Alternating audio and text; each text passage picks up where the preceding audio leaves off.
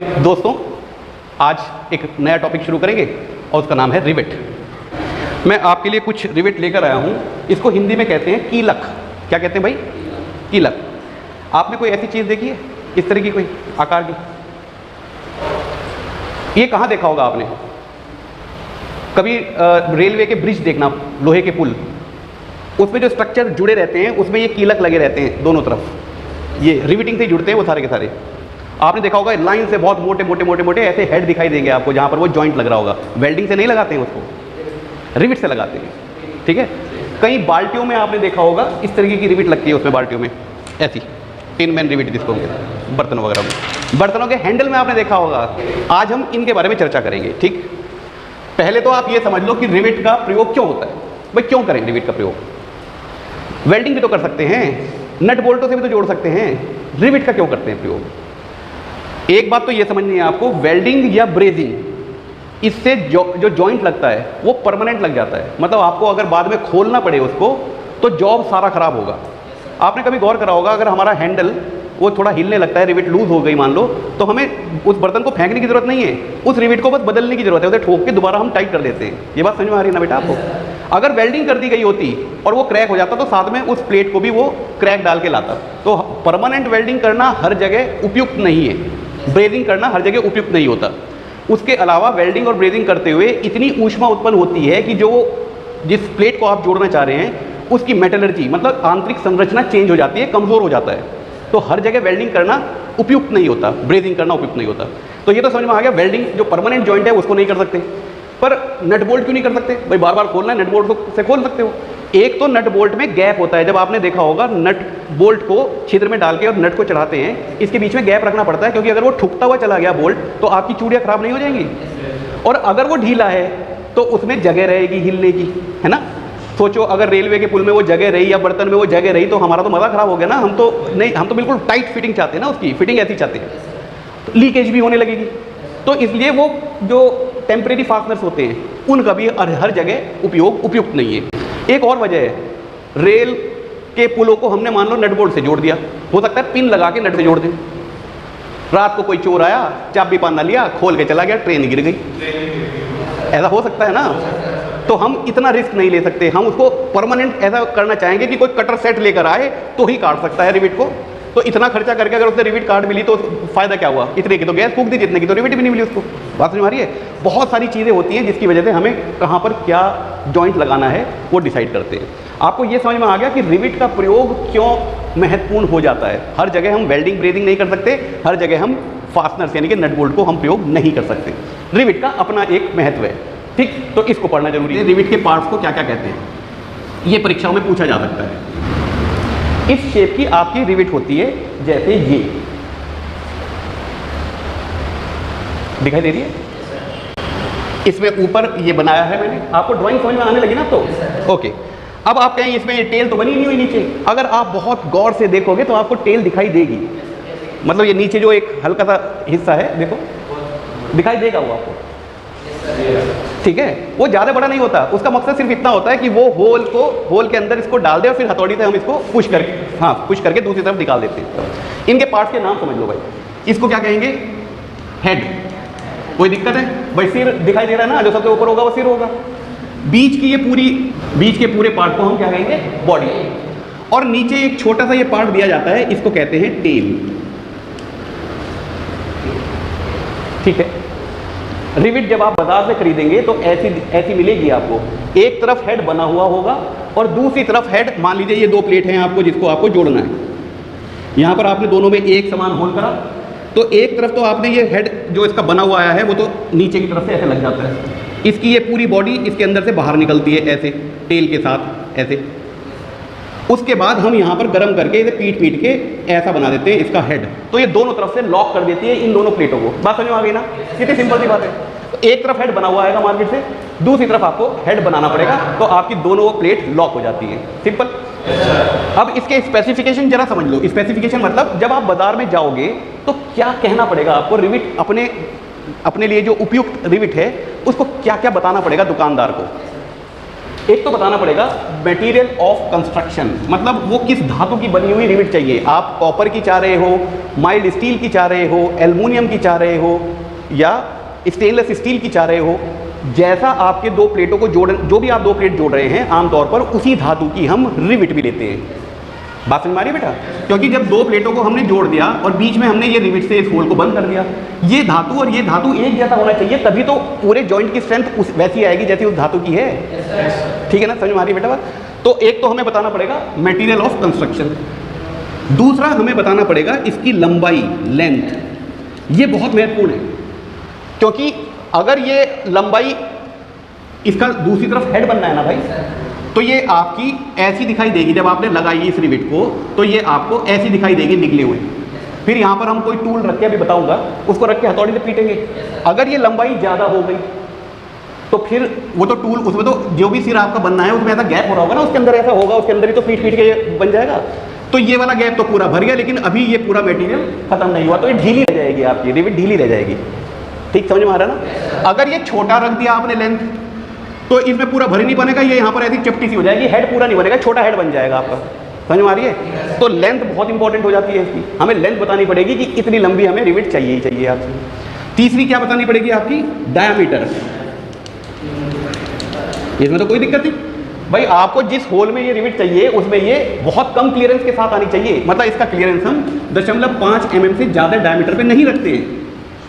अगर आपका whole 20 mm का है तो आप 19.5 mm से ज़्यादा छोटी रिविट नहीं लेकर आएंगे, वरना उसके अंदर गैप बहुत हो जाएगा, आपकी प्लेटें हिलने लगेंगी ना बेटा। वो तो ठुकते हुए जो 0.5 mm है उतनी वो रिविट फैल जाती है और जॉइंट को सिक्योर कर देती है, फिक्स कर देती है। बात समझ में आ रही है बेटा? और आपको क्या बताना पड़ेगा? इसके हेड की शेप।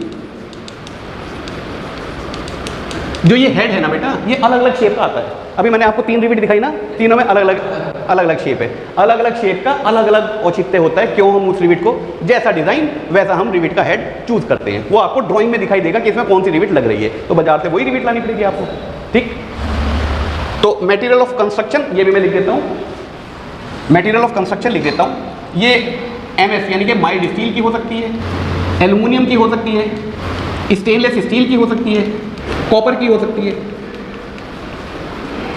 या जिस भी धातु का आपको चाहिए उस धातु में उतनी स्ट्रेंथ होनी चाहिए जो आपके पेरेंट मेटल यानी कि बेस मेटल जिसको आप जोड़ रहे हैं दो प्लेटों को, आपके जॉब के अकॉर्डिंग आप उसको चूज करेंगे। आपने प्रेशर कुकर देखा है? प्रेशर कुकर जो है एल्युमिनियम का बना होता है, तो उसमें रिविट भी आपने देखा होगा एल्युमिनियम की बनी होती है। ठीक है ना? ओके, तो MOC मैंने आपको समझा दिया।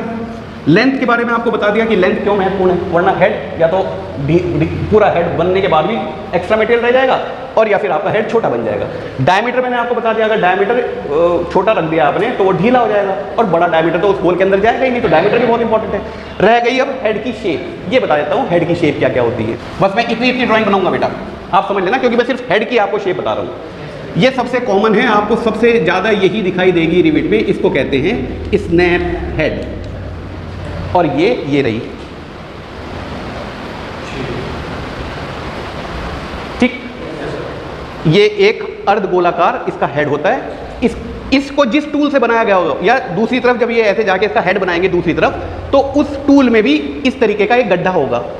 वो पहले तो इसके ऊपर यहाँ बैठेगा, फिर जब हम उसको गर्म करके पीटेंगे तो वो ये सारा मटेरियल उस गड्ढे में भर जाएगा और प्लेट के साथ चिपक जाएगा। बस, तो आपका दूसरी तरफ हेड बन गया, रिविट सिक्योर हो गई। उसको हम रिविटिंग कहते हैं, इस पूरे प्रोसेस को रिविटिंग कहते हैं। इसको रिविट कहते हैं, उसको रिविटिंग कहते हैं, प्रोसेस को, प्रक्रिया को। ठीक, बात समझ में आ रही है? ओके, दूसरा जो बहुत महत्वपूर्ण है, और ये सारे सवाल इम्तिहानों के लिए भी बहुत महत्वपूर्ण है बेटा, वो इस शेप का होता है, ऐसा। इसको कहते हैं pan head, pan head rivet. इसका नाम कैसे याद रखें? तुम्हारे घरों में चाय बनाने का पैन होता है ना, उसकी शक्ल ऐसी नहीं, इसको उल्टा कर दो उसकी शक्ल ऐसी नहीं होती क्या? अरे ऑमलेट बनाने का कुछ पैन होता है ना, ऐसा, यहाँ ढक्कन वो लगा रहता है, इसको उल्टा कर दो, ऐसे नहीं दिखाई दे रहा, तो इसको पैन हेड कहेंगे। ठीक है, ओके। तीसरा है काउंटर संक हेड। ये ऐसा है आपका, कहाँ गया भाई मेरा काउंटर संक? ये रहा। इसको आप देखें, आपको नीचे वाले सिरे पे ऐसे झुका हुआ, यानी कि ये वाला पोर्शन दिखाई दे रहा होगा। ये हम तब चाहते हैं, मान लीजिए आपकी 2 प्लेट है, अगर इसके ऊपर सिर निकल गया तो हो सकता है उस पर कोई आदमी चल रहा हो, हम नहीं चाहते कि सिर ऊपर निकले और ठोकर लगे या कोई चीज़ अवरोध पैदा हो। तो हम ऊपर वाली प्लेट में छिद्र भी ऐसा ही करते हैं, काउंटर संक वाला, ये अंदर जाके बैठ जाती है इसके अंदर। ये डूबा हुआ होता है, जब भी हम चाहते हैं कि डूबा हुआ रहे सिर, प्लेट की सतह से बाहर ना निकले, तब हमें इस रिविट का प्रयोग करना पड़ता है। ठीक है, इसमें एक और वेरिएंट है, वो भी यही बता देता हूं। अगर इसका सर ऊपर से सीधा ना होके थोड़ा ऐसा हो तो इसको ओवल काउंटर संक हेड कहेंगे। बस इतनी सी बात, अलग बना दो इसकी ड्राइंग, इसकी ड्राइंग अलग बना देता हूं ताकि आप लोगों को पता रहे।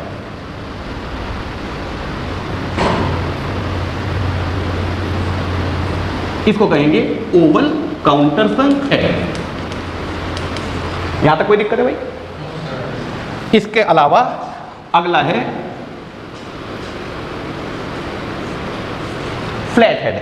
फ्लैट हेड क्योंकि इसका सर ऊपर से फ्लैट होता है, इसमें काउंटर संक है, फ्लैट इसका भी है, लेकिन इसमें नीचे वाला हिस्सा ऐसे जा रहा है, टेपर जा रहा है। इसमें आपका सीधा, दोनों ऐसे, ये रही, ये भी लेकर आया हूं मैं आपके लिए, ये रही,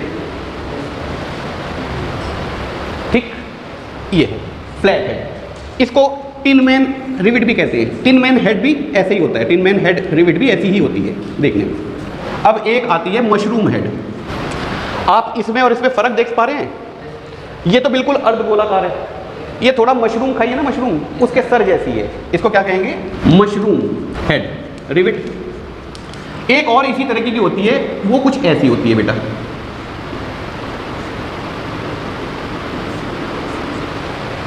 इसके और इसके बीच में फर्क समझ में आ रहा है? इसमें ऊपर गोलाई है मशरूम की तरह, इसमें बिल्कुल कॉनिकल है, शंकुकार है, इसको क्या कहेंगे? कॉनिकल।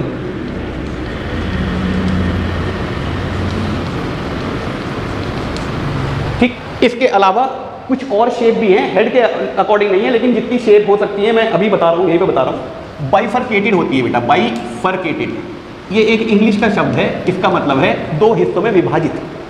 वो कैसी दिखाई देगी आपको? हेड कोई सा भी हो सकता है, इनमें से हेड कोई सा भी हो सकता है, बस नीचे से जाके ऐसी होती है, उसके दो पैर से होते हैं। अब इसका क्या फायदा है? इसको डाला, दो प्लेटों को, एक प्लेट यहाँ आ गई आपकी, एक प्लेट आपकी ये आ गई, नीचे का ये जो हिस्सा है इसको एक को इधर फैला दिया, एक को इधर फैला दिया, ठीक है ना? तो इसे लॉक कर दिया, नीचे से जाके ऐसे बंद कर देती है ये। इसको हम बाइफरकेटेड हेड कहते हैं, ओ सॉरी बाइफरकेटेड रिविट कहते हैं। हेड की वजह से नहीं है, ये शेप की वजह से है। इसका हेड कुछ भी हो सकता है, मैंने तो स्नैप हेड बनाया है, इसका हेड कुछ भी हो सकता है बेटा, ठीक है? एक और होती है, उसको कहते हैं हॉलो रिविट।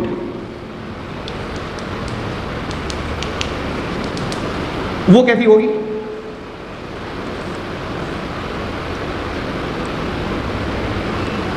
मतलब इसके अंदर हॉलो होगा। अब बात करते हैं औजारों की। जब रिविटिंग करते हैं तो कुछ औजार चाहिए होंगे ना हमें, वो औजार पूरी लिस्ट में लिख देता हूं यहां पर। रिविट सेट, दूसरा रिविट स्नैप, तीसरा डॉली, चौथा बॉल पिन हैमर, पांचवा ड्रिफ्ट, छठा कॉकिंग टूल और सातवां फ्लरिंग टूल। बस इतने हैं, ठीक है? अब एक एक करके इनके बारे में समझ लो। हमने दो प्लेट को जोड़ना है भाई, ऐसे, ये दो प्लेट ऐसे जुड़ रही है, एक यहाँ के खत्म हो रही है, एक इधर निकल रही है, एक इधर निकल रही है। जरूरी नहीं है कि ये फ्लैट हो, अरे बाल्टी भी तो ऐसे घूम के आती है, तो एक प्लेट एक किनारे को दूसरे पे चढ़ा दिया और यहाँ पर रिपीट कर रहे हैं हम, तो फ्लैट ये ऐसे एक के ऊपर एक हमने चढ़ा रखी है। जहाँ पर ये इनका इंटरफेस आ रहा है वहीं पर हमने एक होल मारा, दोनों में इकट्ठा होल मारा, रिविट। अब ऐसा हो सकता है कि ये प्लेटों के बीच में गैप रह गया हो और रिविट पूरी ऊपर नहीं निकल रही है। भाई गैप रह जाएगा तो रिविट पूरी ऊपर नहीं निकलेगी ना।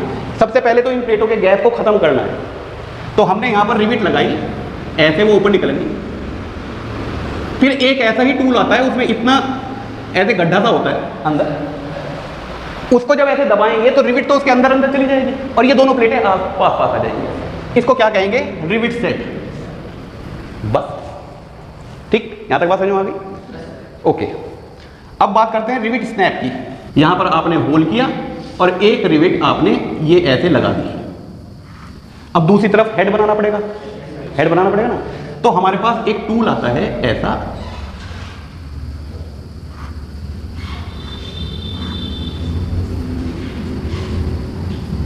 ऐसा, मतलब आप ये समझे कि इसके बीच में अंदर उसी तरीके का गड्ढा हो रहा होगा जिस तरीके की आपकी हेड की शेप बनानी है। पैन हेड बनाना है तो पैन हेड जैसा एक डिप्रेशन हो रहा होगा।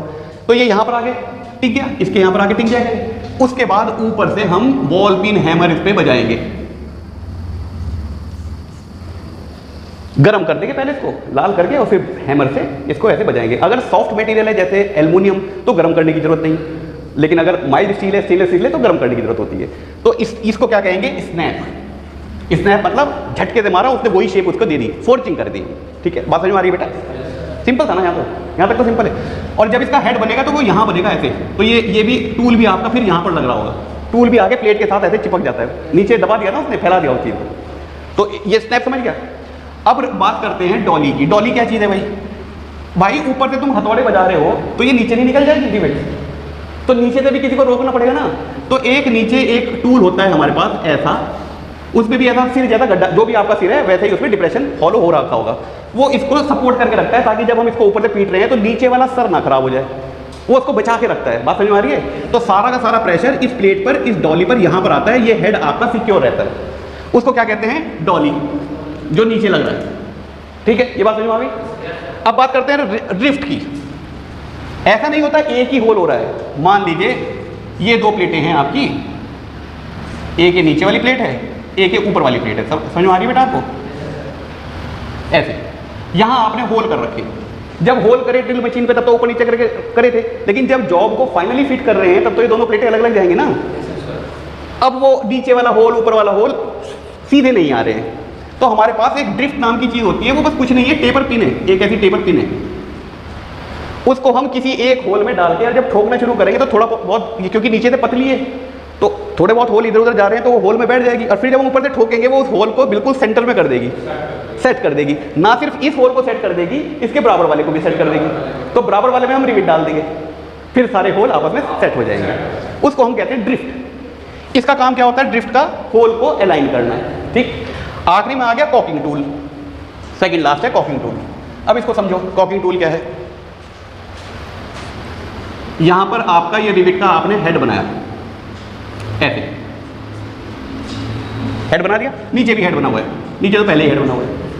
ये आपकी एक प्लेट है, ये आपकी दूसरी प्लेट है। अब बात समझ में आ रही है? तब भी यहां पर थोड़ा सा फिनिशिंग नहीं होती है, मतलब कहीं दब जाएगा। तो हमारे पास एक टूल आता है कॉकिंग टूल, ऐसा ऐसा। ये इसके किनारे को ऐसे ऐसे करके हम इसको इस प्लेट के साथ इस किनारे को बिठा देते हैं, बंद कर देते हैं, मतलब प्लेट के साथ इसको नीचे बिठा देते हैं। इसको क्या कहेंगे भाई हम? Caulking tool. इसका काम क्या है? रिविट के जो नया हेड आपने बनाया है या जो पुराना हेड है उसको प्लेट के साथ क्लोज कर देना, मतलब लॉक कर देना। ठीक, बात समझ में आ गई। अब रह गया आपका फ्लरिंग टूल। फ्लरिंग टूल क्या है? वो भी कॉकिंग टूल जैसा ही है, बस उसकी मोटाई थोड़ी ज़्यादा होती है। जैसे ये प्लेट यहाँ तक आ रही है ना बेटा, अब ऐसा हो सकता है कि अंदर कोई तरल भरा हो और तरल जो है या द्रव्य गैस कोई यहाँ से निकल के ऐसे लीक कर जाए, तो हम यहाँ पर एक टूल लगाते हैं ऐसा। ये थोड़ा चौड़ा होता है, उससे होता वैसा ही है। उसको पीछे से हथौड़े से पीटते हैं, तो जब इसको पीटते हैं ये प्लेट की थिकनेस थोड़ी बढ़ा देगी और इस गैप को, अगर थोड़ा बहुत गैप को यहाँ पर कोई रहा भी है उसको वो बंद कर देगी, मतलब आपका लीकेज रोक देगी। इसको हम कहते हैं फ्लूइड टाइट जॉइंट बना देगी। फ्लूइड मतलब अब अंदर से कोई द्रव्य नहीं निकल सकता यहाँ पे। बात समझ में आ गई बेटा? इन तीनों को मिला के भी हम रिविट सेट ही कहते हैं। एक मशीन आती है, हैंड रिविटर कहते हैं उसको। इनके नाम लिख दूं, मतलब इनके काम लिख दूं।